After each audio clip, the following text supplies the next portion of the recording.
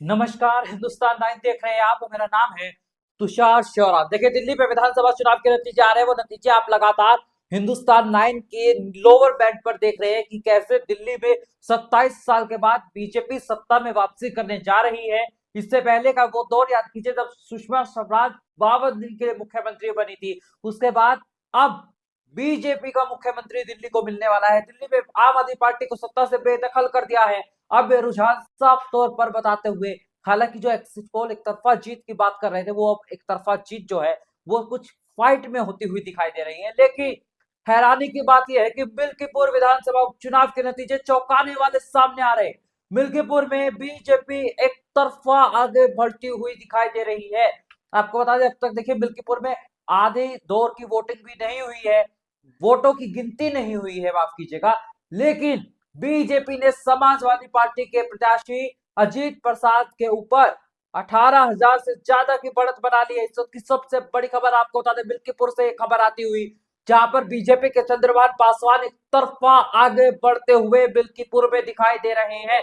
देखिए, अयोध्या की लोकसभा सीट फैजाबाद लोकसभा लोकसभा चुनाव में समाजवादी पार्टी के अवधेश प्रसाद ने जीती। उसके बाद ये सीट खाली हुई और लगातार पूरे देश में इंडिया गठबंधन की तरफ से मैसेज दिया गया कि कांग्रेस गठबंधन और समाजवादी पार्टी, ये जो गठबंधन हुआ इंडिया गठबंधन, ये भगवान राम वाली सीट को भी जीतने में कामयाब हो गया और बीजेपी वो सीट हार गई जहां पर बीजेपी ने राम मंदिर बनवाया।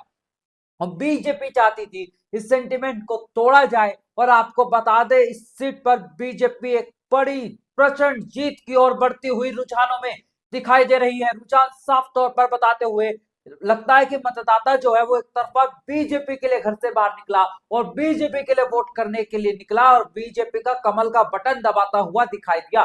देखिए, आपको बता दें, दोनों ही उम्मीदवार, चाहे वो बीजेपी के चंद्रभान पासवान हो या फिर समाजवादी पार्टी और कांग्रेस गठबंधन के प्रत्याशी अजीत प्रसाद हो, दोनों दोनों के दोनों पासी समाज से आते हैं, दोनों दलित है। और ये मिल्कीपुर एससी रिजर्व सीट थी और लगातार माना जाता है कि पासी समुदाय जो पहले एक तरफा समाजवादी पार्टी को मिलता था, चंद्रभान पासवान के आने से वो पासी समाज जो है अब बीजेपी की तरफ शिफ्ट हो सकता है।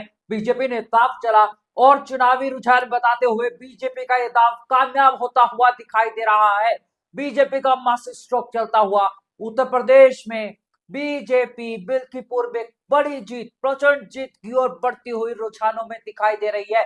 समाजवादी पार्टी का सुपड़ा साफ होता हुआ रुझानों में साफ तौर पर दिखाई दे रहा है। आपको बता दें, मायावती की बीएसपी ने चुनाव लड़ने से इनकार कर दिया था। ऐसे में बड़ा सवाल यह है, क्या बीएसपी का वोटर बीजेपी को शिफ्ट हो गया, इसीलिए ऐसे हैरान करने वाले, चौंकाने वाले चुनावी नतीजे आ रहे हैं। लेकिन एक बात साफ है, मिल्कीपुर में हैरान करने वाले चुनावी रुझान आते हुए, भाई आपको बता दें, दिल्ली में एक बार फिर से अरविंद केजरीवाल पिछड़ गए हैं। अरविंद केजरीवाल नई दिल्ली सीट से 350 वोटों से ज्यादा वोटों से पीछे चल रहे हैं। आतिशी मार्लेना लगातार सुबह से पिछड़ती हुई दिखाई दे रही है। अब 1400 वोटों से आतिशी मार्लेना पीछे चल रही है। ताजा रुझानों के मुताबिक ये रुझान हम आपको बता रहे हैं, जहां पर दिल्ली में 30 सीटों पर आम आदमी पार्टी, 40 पर बीजेपी आगे चल रही है। वहीं बीजेपी एक तरफा लीड लेती हुई मिल्कीपुर में दिखाई दे रही है रुझानों में।